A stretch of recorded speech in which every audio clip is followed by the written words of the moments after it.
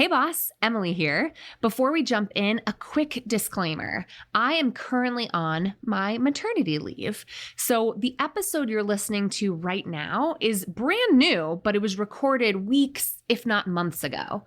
Just know that going in case we make any references that don't feel quite as timely as we usually are.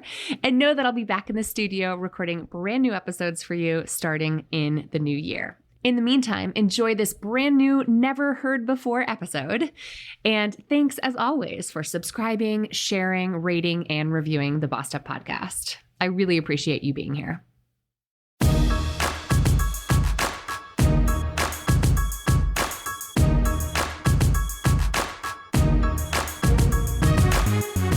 Hey, and welcome to the Bossed Up podcast, episode 485. I'm your host, Emily Aries, the founder and CEO of Bossed Up. And today I want to talk about not taking things so personally at work. Have you ever had an experience where you've gotten kind of hung up on something that happened at work? Maybe a mistake you made, a piece of feedback that you got that was redirecting and didn't really feel very good to hear, or even just something as subtle as the tone of voice that your boss spoke to you in. It's really common to take these things deeply personally. And it's really hard to separate out your identity, who you are as a person and how you feel about yourself and your worth from your performance at work, which, as a reminder, is just one part of who you are, right?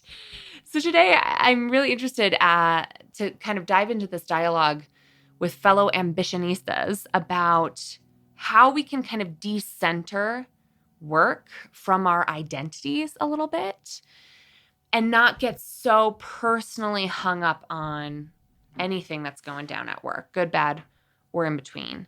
Because certainly how you are perceived matters. Don't get me wrong. I think you're probably listening to this podcast because you want to advance your career and your leadership. And so managing perceptions matters. But letting that kind of send you into an anxiety spiral of ruminating, overthinking, and just kind of anxiety spiraling into a pit of despair is just not serving you. And it's also not setting you up to do your best work. So let's talk about how we can process some of those experiences in a healthy way. The first thing to do when you catch yourself kind of spiraling into despair or rumination is to check the facts. I find it helpful to either write this down or just verbally process it with someone you trust and love by recounting exactly what happened. I want you to focus on what you did or didn't do, not who you are, right? So that sort of reminds me of Brené Brown's definition of guilt versus shame, which is when you're feeling shame, you're saying to yourself, man, I'm such a screw up. I can't believe I was late to this meeting. I'm always underprepared. I'm always rushing at the last minute. Why am I like this? God, I'm such a flake, or I'm such a procrastinator. That's all shame because that's all about who you are, your identity. If we can focus on what you did or didn't do, then this is more manageable because it's reframing shame as guilt. You're saying, man, I really didn't prepare for Thursday's presentation.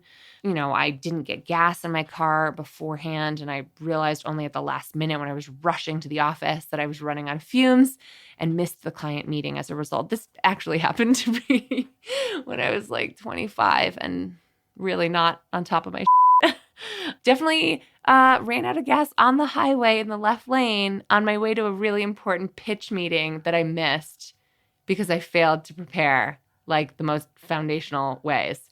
And so you can talk about what happened, what you did, what you didn't do, but reframe that away from the identity of who you are, okay? Because otherwise you're spinning this into this huge narrative about you, your work identity, as Herminia Ibarra might call it, your working identity.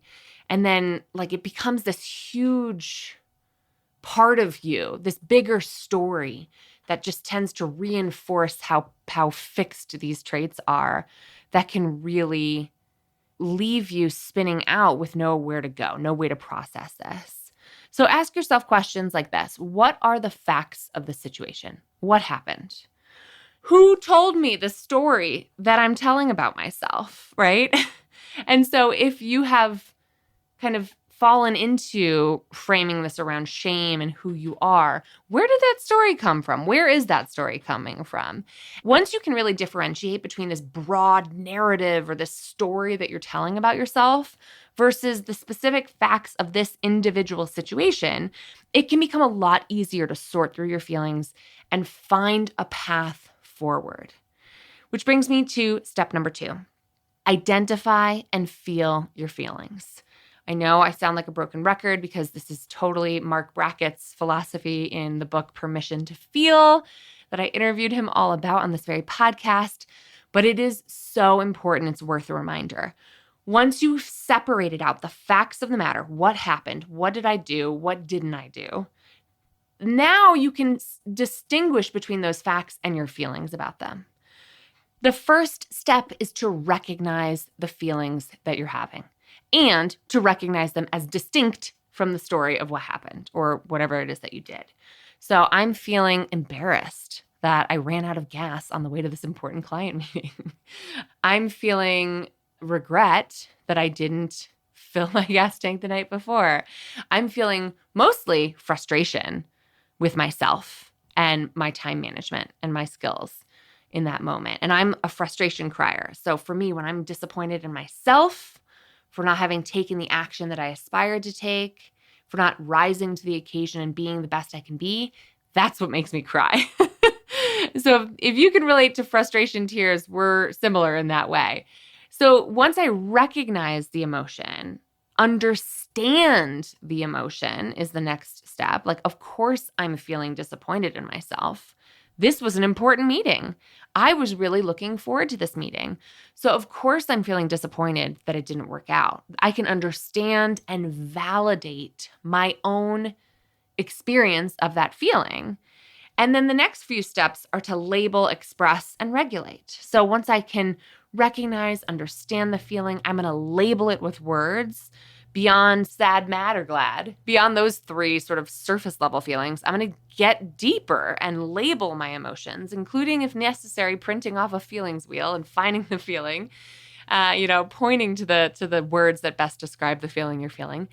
And then once I express myself, perhaps with someone I love and trust, or just talking it out loud with myself, I can bring myself back to a place of self-regulation. That is the emotional intelligence required to bounce back with resilience when you make a mistake, which we all will, or when you get tough feedback, which will happen, especially if you're an ambitious woman who's constantly pushing herself outside her comfort zone.